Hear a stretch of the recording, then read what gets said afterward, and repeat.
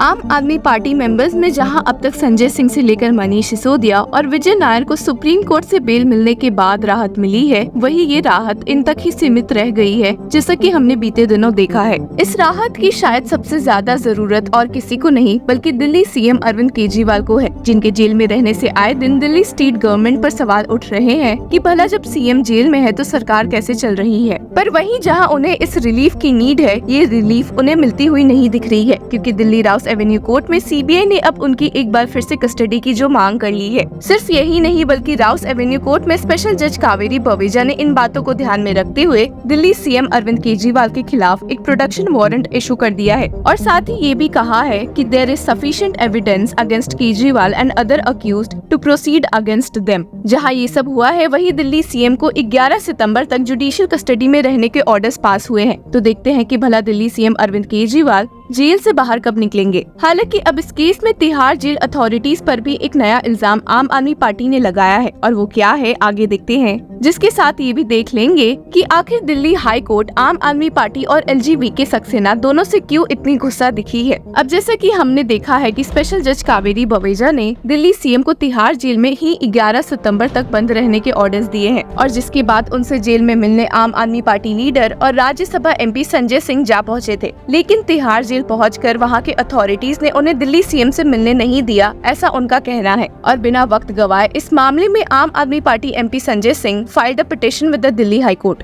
इस केस में एक एक्शन लेते हुए दिल्ली हाई कोर्ट ने तिहाड़ जेल अथॉरिटी से एक जवाब मांगा है और जिसके बाद इस मामले को 9 सितंबर के लिए पोस्टपोन कर दिया गया है। अब जहां दिल्ली हाई कोर्ट में ये मामला देखने को मिला है, वहीं a division bench of acting chief justice Manmohan and justice Manmeet Pritam Singh Arora के सामने एक suo motu public interest litigation petition related to improving Delhi's health infrastructure की सुनवाई हो रही थी और जिसमें दिल्ली हाई कोर्ट बेंच ने हेल्थ मिनिस्टर के साथ साथ एलजी के कंडक्ट को भी खूब फटकारा है। अब हमें पता ही है कि आए दिन आम आदमी पार्टी और एलजी के बीच कितने झगड़े होते हैं और हमेशा दोनों साइड एक दूसरे पर ब्लेम गेम करती रहती है, जो कि इस केस में भी देखने को मिला है। अब जीएनसीटीडी अमेंडमेंट एक्ट की वजह से एलजी सक्सेना के पास आम आदमी पार्टी से ज्यादा पावर्स है और ऐसे में उनके अंडर अच्छे खासे ऑफिशियल्स आते हैं। तो यहाँ पर जहाँ हेल्थ मिनिस्टर सौरभ भारद्वाज इन ऑफिशियल्स को ब्लेम कर रहे हैं for the sad state of affairs, वही एडमिनिस्ट्रेटर ऑफ दिल्ली एलजीबीके सक्सेना ने आम आदमी पार्टी को ही ब्लेम किया है और इस मामले में एक फटकार लगाते हुए बेंच ने कहा कि there is an apparent lack of consensus between the health minister and the bureaucrats because of which the quality of health infrastructure in Delhi continues to be dismal and the common man is the ultimate victim. सिर्फ यही नहीं बल्कि Delhi high court bench ने state भी किया है कि उन्होंने पहले भी इन सभी जनों को एक साथ में बैठकर इस मामले को डिस्कस करने का ऑर्डर दिया था, पर ऐसा कुछ नहीं हुआ है and stated It is pertinent to mention that this court had summoned the Health Secretary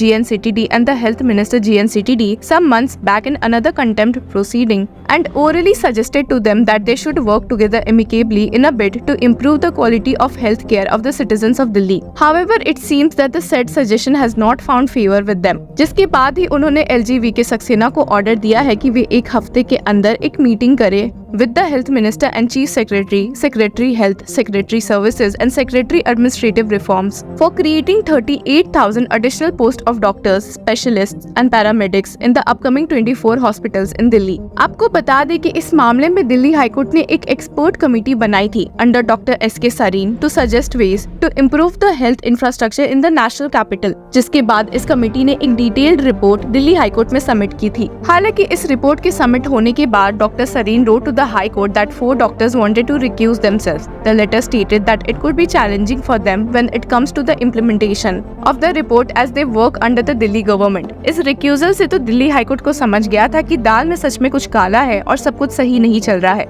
The bench then proceeded to task the director of All India Institute of Medical Sciences (AIIMS) to ensure the implementation of the reports furnished by Dr. Sareen Committee और order दिया कि Chief Secretary GNCTD, Finance Secretary of GNCTD and Principal Secretary Home GNCTD are directed to ensure that any decision taken by the Dr. AIIMS, Delhi is implemented forthwith, including any decision to recruit paramedics or staff or doctors on contractual basis till permanent recruitment through DSSB और UPSC takes place। अब जहां इस मामले में आम Aadmi party की मुश्किलें और बढ़ गई है, वहीं दिल्ली सीएम अरविंद केजरीवाल को दिल्ली हाईकोर्ट ने ही एक और बड़ा झटका कुछ दिनों पहले ही दिया है। असल में Delhi chief minister Arvind Kejriwal, minister Atishi और आम आदमी पार्टी के कुछ लीडर्स के खिलाफ दिल्ली हाईकोर्ट में एक प्ली फाइल हुई थी, ये मांग करते हुए कि उनके ऊपर लगे क्रिमिनल डिफेमेशन के चार्जेस डिसमिस हो जाने चाहिए। ये चार्जेस उन पर लगे थे क्योंकि आम आदमी पार्टी ने बीजेपी पर 2018 में ये इल्जाम लगा दिया था कि उन्होंने वोटर्स लिस्ट में से करीबन 30 नाम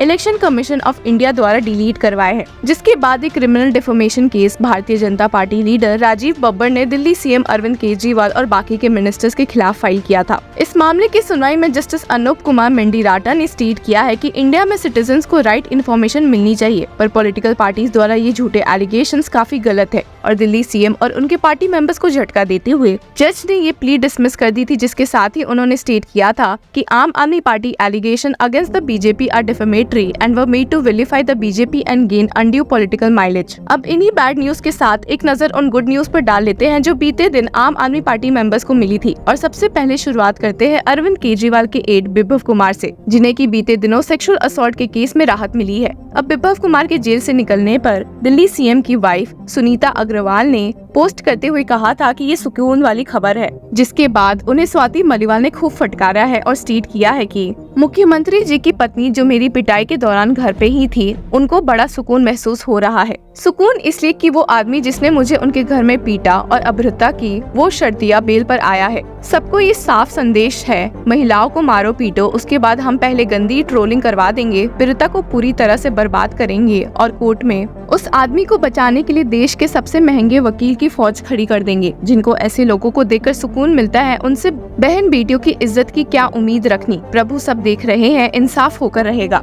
बिप्लब कुमार के साथ ही आम Aadmi party farmer media in charge विजय नायर को भी बेल मिली है, और एक नजर उस पर भी डाल लेते हैं। सीनियर एडवोकेट अभिषेक मनु सिंघवी, जो कि उनकी ओर से लड़ रहे थे, ने सबसे पहले यही कहा कि जैसे कि मनीष सिसोदिया को बेल मिली है, वैसे ही उन्हें भी बेल मिल जानी चाहिए, क्योंकि उनका केस भी सिसोदिया की तरह काफी सिमिलर है। राइट टू स्पीडी ट्रायल के पॉइंट पर फोकस करते हुए सीनियर एडवोकेट सिंघवी ने कहा कि विजय नायर भी 2022 से ही जेल में बंद है। सीनियर एडवोकेट सिंघवी ने इस पॉइंट पर भी स्टेट किया है कि Kavita and Sisodia did not have bail in the predicate offences, but I have bail in the predicate offences. और सिर्फ यही नहीं, बल्कि उन्होंने कहा भी है कि इस केस में जिन लोगों को मास्टरमाइंड कहा गया था, उनको तो बेल मिल ही चुकी है। And stated they ED have called Manish Sisodia mastermind, they have not called me mastermind। लेकिन इस पॉइंट के सख्त खिलाफ ASG SV राजू दिखे थे, जो कि ईडी की ओर से मौजूद थे, और कहा था कि विजय नायर पार्टी का एक इम्पोर्टेंट पार्ट था। And stated he is supposed to be media in charge of the party, nothing to do with excise, but he was roped in as a middleman for taking kickbacks from those who were given licenses on merits he would not be covered under section 45 PMLA।